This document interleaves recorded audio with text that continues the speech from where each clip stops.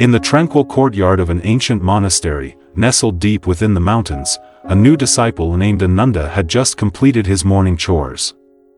The air was cool, the sky clear, and the gentle rustling of leaves in the wind seemed to carry whispers of timeless wisdom.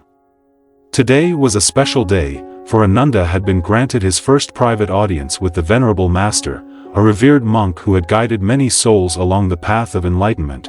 Ananda approached the Master with a mixture of reverence and nervous anticipation. He had spent many weeks studying the basics of Buddhism, and though his heart was full of eagerness, his mind was clouded with confusion. He bowed deeply before the Master, who sat serenely beneath a large Bodhi tree, its branches offering a natural canopy. The Master gestured for Ananda to sit beside him. "What troubles you, young one?" the Master asked in a voice that was both gentle and wise. Ananda hesitated for a moment before speaking. "Master, I have been reading the sacred texts and listening to your teachings, but I find myself struggling to grasp their true meaning. The words are clear, yet their depth eludes me. I fear I may not be understanding them correctly." The Master smiled, sensing the sincerity in Ananda's words. "It is good that you recognize this, Ananda. The path of understanding is not a simple one. It requires more than just the intellect. It requires the heart and the mind to work together in harmony." Ananda looked down, feeling the weight of his doubts. "Master, how can I be sure that I am understanding the teachings as they are meant to be understood?" The Master's eyes twinkled with a hint of mischief as he leaned forward slightly.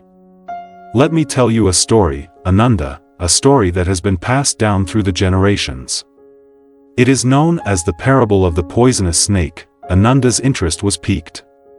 He leaned in closer, eager to absorb whatever wisdom the Master was about to share. The Master began, "Imagine, if you will, a man who encounters a poisonous snake while walking through the forest. Now, this snake is deadly, its bite can kill within minutes. The man, in his haste and without knowledge, attempts to catch the snake by grabbing it by its tail. What do you think happens next?" Ananda's eyes widened as he imagined the scene. "The snake would surely turn and bite him, Master. The man would be in grave danger." The Master nodded, "Indeed. Now, consider this, the snake represents the teachings, the Dharma. Just as a snake must be handled with care and understanding, so too must the teachings of the Buddha be approached with wisdom. If you grasp the Dharma incorrectly, if you approach it with superficial understanding or with the wrong intent, it can bring about harm rather than liberation." Ananda sat in silence, the Master's words sinking deep into his mind. "But Master," he asked, "how does one know the correct way to grasp the teachings?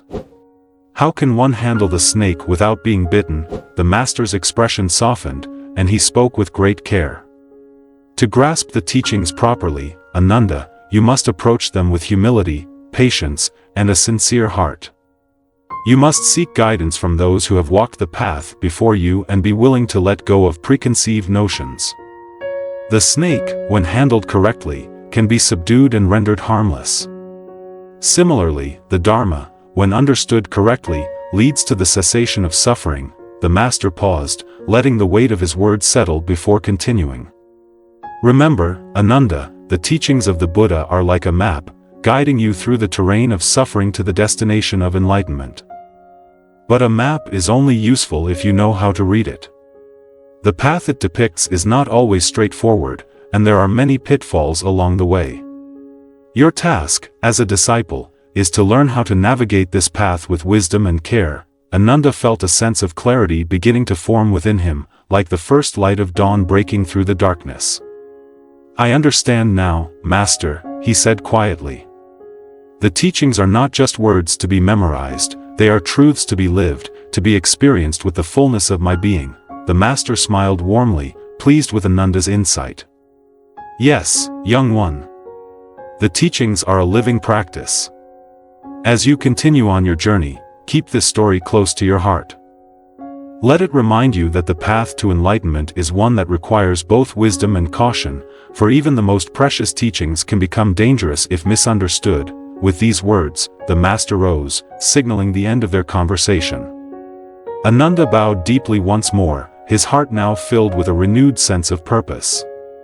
As he watched the master walk away, he knew that his journey had only just begun, but now, he was equipped with the understanding that would guide him safely along the way, and so, with the master's story echoing in his mind, Ananda returned to his studies with a deeper appreciation for the profound responsibility that comes with learning and practicing the Dharma.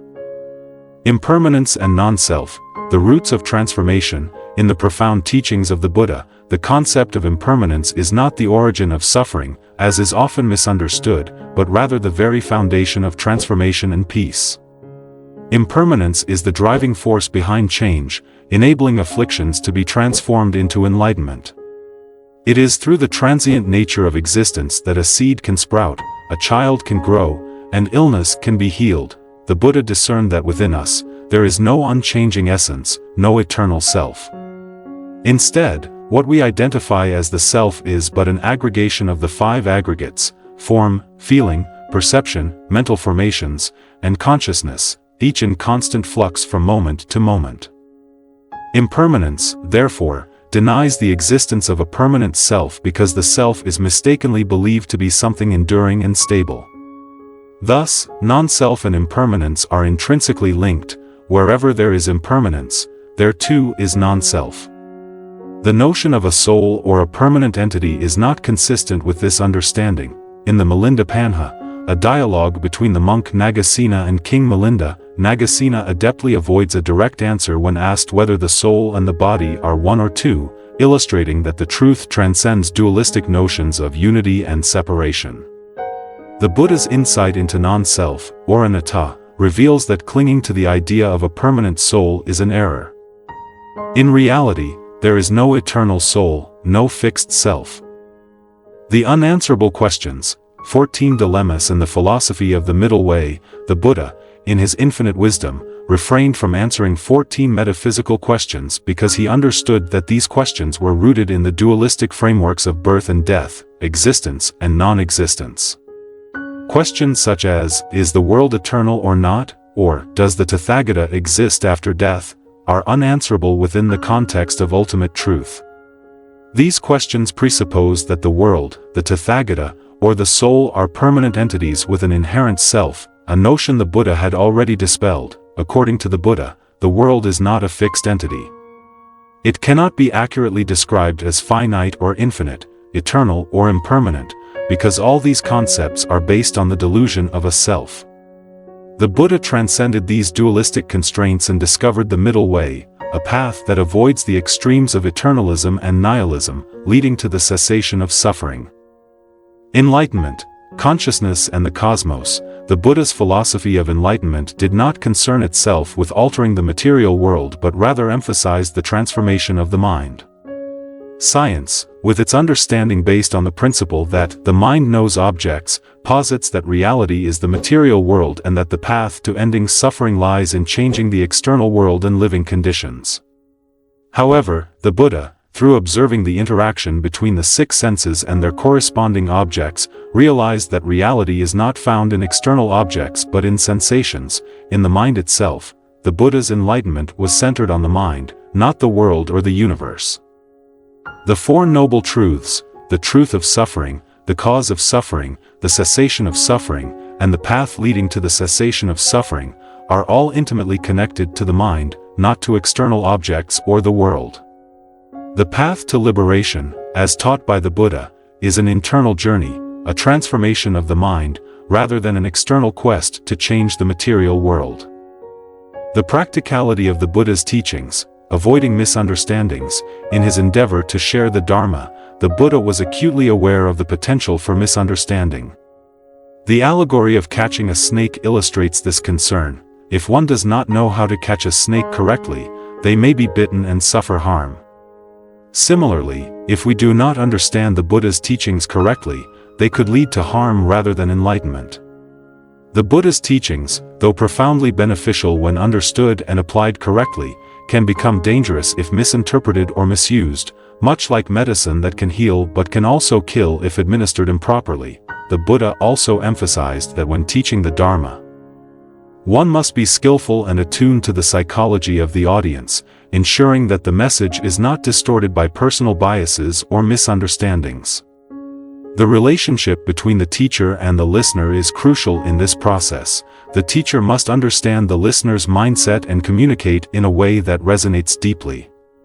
Likewise, the listener must approach the teachings with an open heart, free from preconceived notions, to truly receive the authentic Dharma.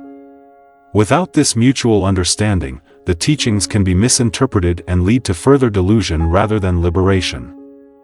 Symbols in Buddhist art, reflecting profound philosophy. Lastly, the rich tapestry of Buddhist art and symbolism serves not only as a visual representation of spiritual ideas but also as a medium for conveying the deep philosophical insights of the Buddha's teachings. The Dharma wheel, with its hub, spokes, and rim, symbolizes the three essential aspects of the path: ethical conduct, wisdom, and concentration, elements that are central to the journey toward enlightenment. Similarly, the serene image of the lotus flower, often depicted in Buddhist iconography, represents the purity and potential for enlightenment that lies within all beings, arising from the muddy waters of samsara. Tibetan Buddhist art, with its intricate symbols like the thigh-bone trumpet, a tantric ritual instrument made from a human femur, designed to emit sounds that please wrathful deities while terrifying evil spirits, embodies the control of divine forces over the three realms. These symbols, though they may appear fearsome, embody the profound spiritual principles that guide practitioners on the path of inner mastery and liberation. In exploring these sacred symbols, one delves into a world where art and philosophy intertwine, offering not only aesthetic beauty but also a gateway to understanding the deeper truths of existence. The richness of these symbols, and the careful consideration with which they are rendered, reflect the meticulous care the Buddha took in guiding beings away from suffering and toward the realization of their own innate potential for enlightenment. The Buddha's reluctance to engage in metaphysical speculation. Throughout his teachings, the Buddha maintained a consistent reluctance to engage in metaphysical speculation, particularly when such inquiries did not contribute to the cessation of suffering. A famous episode illustrates this. A disciple named Malankiyaputta, dissatisfied with the Buddha's silence on questions of the world's eternity or the fate of the Tathagata after death, threatened to abandon his practice unless his questions were answered. The Buddha, in response, posed a counter-question: "When you undertook this path, did I promise to answer such questions?" When Malankiyaputta acknowledged that no such promise was made, the Buddha recounted the parable of the poisoned arrow. In this parable, a man wounded by a poisoned arrow refuses medical treatment until he knows the details of his attacker, who he was, why he shot the arrow, and what kind of bow was used. The Buddha pointed out the folly of such an approach, as the man would surely die from the poison before all his questions could be answered. This teaching underscores the Buddha's focus on practical wisdom, directing his disciples to what is immediately beneficial, the transformation and healing of suffering, rather than entanglement in speculative, ultimately unanswerable metaphysical questions. The Buddha's teachings, therefore, are not concerned with satisfying intellectual curiosity about the nature of the cosmos or the afterlife, but rather with providing a clear and effective path to liberation from suffering.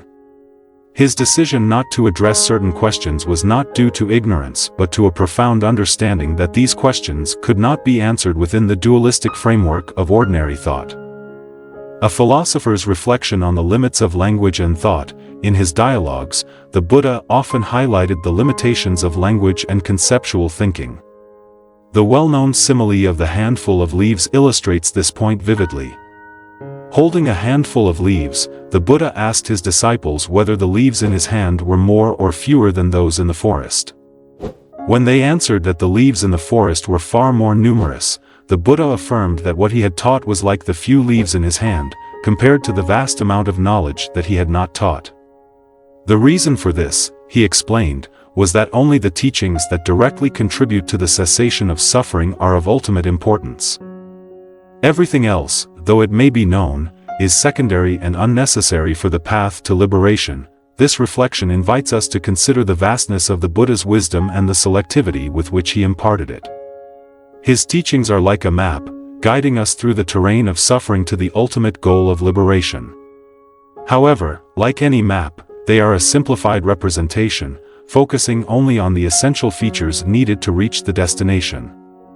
The vast forest of knowledge that remains untaught is not withheld out of secrecy, but because it is not directly relevant to the journey of the practitioner. The art of Dharma transmission, ensuring accurate understanding. The transmission of the Dharma is an art form in itself, requiring both skill and compassion. The Buddha was acutely aware of the dangers of miscommunication and the potential for his teachings to be misunderstood. As the Dharma spread, it encountered diverse cultures and philosophical traditions, each with its own interpretive frameworks. The Buddha's emphasis on right speech and the careful articulation of the teachings was an effort to ensure that the essence of the Dharma was preserved and transmitted accurately. This responsibility extends to both the teacher and the student. The teacher must be mindful of the listener's capacity and background, tailoring the presentation of the Dharma to suit their needs and understanding. Meanwhile, the student must approach the teachings with an open heart, free from preconceptions and ready to engage deeply with the content. In this way, the Dharma becomes a living transmission, continuously adapted and reinterpreted, yet always anchored in the core principles of the Buddha's original insight. The dangers of misinterpretation. The parable of the poisonous snake, a further example of the importance of proper understanding, is found in the parable of the poisonous snake. The Buddha cautioned that those who grasp the Dharma incorrectly, like someone who catches a snake by the tail, risk being bitten. The teachings, though immensely beneficial when understood correctly, can cause harm if misinterpreted. The Buddha likened this to a person who mishandles a poisonous snake, thereby endangering themselves rather than gaining the intended benefit. This parable underscores the need for discernment and proper guidance in the study of the Dharma. The teachings are not simply to be accepted at face value but must be deeply understood and correctly applied.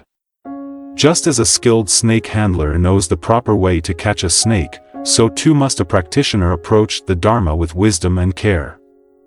Conclusion: a call to wisdom and transformation. In conclusion, the teachings of the Buddha, when approached with the right understanding, serve as a profound guide to the transformation of the mind and the cessation of suffering. They invite us to look beyond the superficial and the conceptual, to delve into the heart of reality as it truly is. Through understanding impermanence and non-self, navigating the middle way, and applying the teachings with wisdom and care, we can embark on a journey of profound spiritual transformation. The Buddha's reluctance to engage in metaphysical speculation, his emphasis on the practical application of the Dharma, and his careful transmission of the teachings all point to a path that is deeply rooted in the realities of the human experience. This path, though it may at times challenge our preconceptions and demand that we let go of cherished beliefs, ultimately leads to the liberation of the mind and the realization of true peace. As we reflect on these teachings, let us remember that the Dharma is not merely a set of doctrines to be memorized, but a living practice to be embodied. It is through this practice, guided by wisdom and compassion, that we can hope to truly understand the profound insights of the Buddha and apply them in our own lives to bring about the end of suffering.